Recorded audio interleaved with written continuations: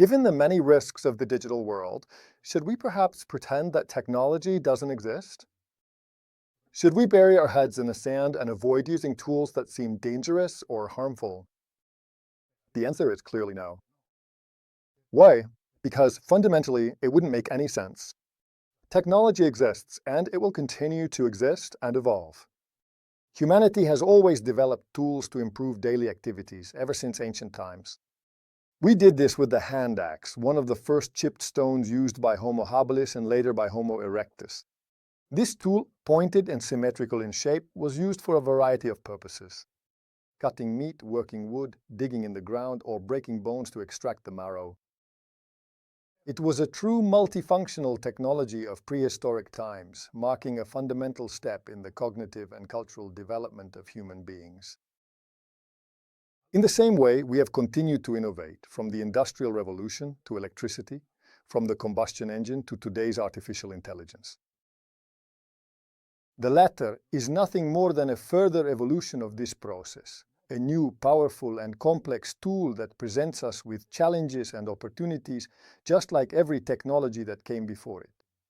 The real question, then, is not which technology to ignore or how far to push evolution, but how we want to achieve certain goals, how we want to develop technology.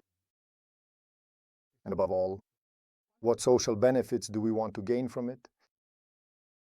If we compare two technologies separated by time, like the amygdala and artificial intelligence, we discover some surprising things they have in common. Both were created to respond to the contextual needs of their time. Both have had, and continue to have, a profound transformative impact on the societies that developed them. And both are passive tools. Neither of them, in fact, has value or function without a user. An amygdala without humans is just a stone. Artificial intelligence, without input or objectives, is a powerless system. This dependence on human beings is what makes a technology useful, neutral, or even harmful, depending on how it is used. Large language models, for example, can be used for remote diagnostics to benefit patients, but they can also be used to search for, to the extreme, a list of ingredients to make a homemade bomb. The same technology, therefore, can be directed in completely opposite directions, and it is our use of it that determines its ethical and social value. We should also remember that in our daily lives we use an anthropic vocabulary, meaning a language created by humans to describe human activities, and this often leads to confusion or misunderstandings. Because we use terms like train, explain, learn, see, watch, both to refer to cognitive processes unique to humans and when we describe what an artificial intelligence system does. When we apply these terms to artificial intelligence, we end up anthropomorphizing the technology. We unconsciously attribute human characteristics to the machine, as if it were conscious, understood what we do, or said things that make sense. In reality, the technology is nothing more than a model, a complex algorithm that performs intricate operations, but it does not possess awareness or understanding. Artificial intelligence is not intelligent in the human sense of the word and does not understand what it does. As Professor Luciano Floridi pointed out with the Latin phrase agere sine intelligere, today we have technologies capable of acting without understanding. The machine can make decisions, yes, but it is not able to take responsibility or understand the consequences of its actions in the real world.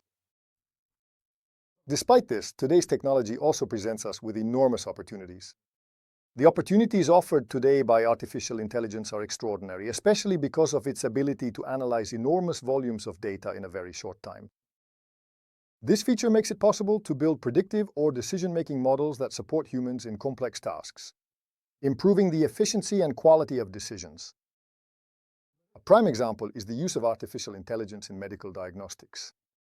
Systems like those developed by DeepMind are able to analyze radiological images with a level of accuracy comparable to that of the best specialists, helping to detect diseases such as breast cancer at an early stage. This allows doctors to focus on more critical cases while artificial intelligence performs an initial screening that is both fast and accurate. In the environmental field, artificial intelligence is used to monitor air quality in real time and to predict extreme weather events. Projects like those of the Copernicus Climate Change Service of the European Union use predictive models to analyze satellite and meteorological data, helping governments and communities to better prepare for heat waves, floods, or wildfires. Even in public administration, positive applications are spreading. For example, the use of artificial intelligence to simplify access to services, analyze large document archives, or predict the risk of tax evasion. In all these cases, artificial intelligence does not replace human intervention but enhances it, freeing up time and resources for higher value-added activities.